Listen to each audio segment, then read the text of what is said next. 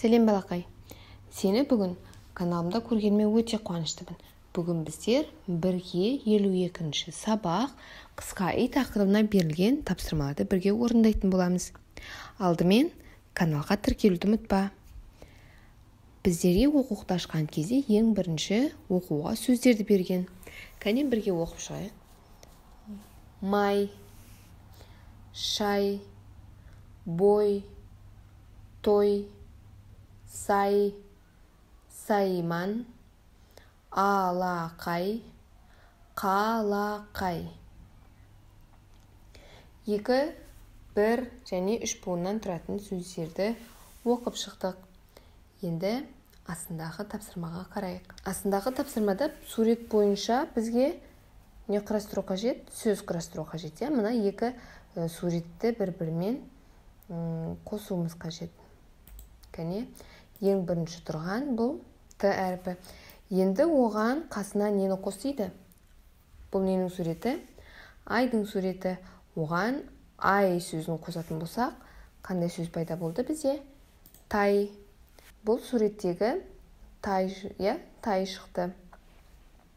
Енді келесі жанында тұрған суретке қарайтын болсақ, бұл жерде ортада ай сөзі берілген. Енді оған айналасындағы буындарды қосу арқылы біздер адам аттарын шығаруымыз қажет.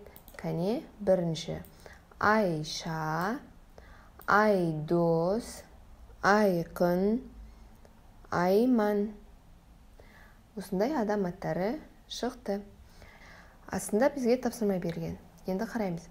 Қаймақ, айран, тамақ. Қаймақ, айран бұлар тамаққа жатады. Келесі қуыршақ, сылдырмақ. Бұлар неге жатады? Ойыншыққа жатады. Келесі тапсырмада біздерге бұл жерде мәтінді рет-ретімен қою қажет. Айнұр сурет салды, балалар аулада, ал Айбар мен Айдын дойбы ойнады. Бұл жерде сөйлемдерді рет-ретімен қою қажет. Ең бірінші бұл балалар аулада. Айнұр сурет салды. Үшінші сөйлем ал Айбар мен Айдын дойбы ойнады деген болады. Осындай үш сөйлемнен тұратын мәтін. Келесі астында тапсырма берілген. Бұл ойын қалай аталады деген сұрақ қойып тұр. Бұл жерде балалар қазақтың ұлттық ойындарының бірін ойнап отыр. Бұл жердегі жатқан заттар асықтар. Ал кәне асықпен ойналатын қандай ұлттық ойындарды білеміз? Бұл ойынның аты қандай? Бұл ойынның аты Ханталапай деп аталынады. Ханталапай. Кәне буынға бөлейік. Ханталапай.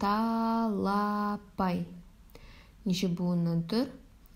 4 буыннан тұр. Ханталапай.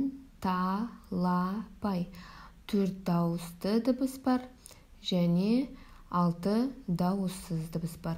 Барлығы 10 әріп, 10 дыбыстан құралады. Келесі астында ойын қызықты болды деген сөйлем берілген.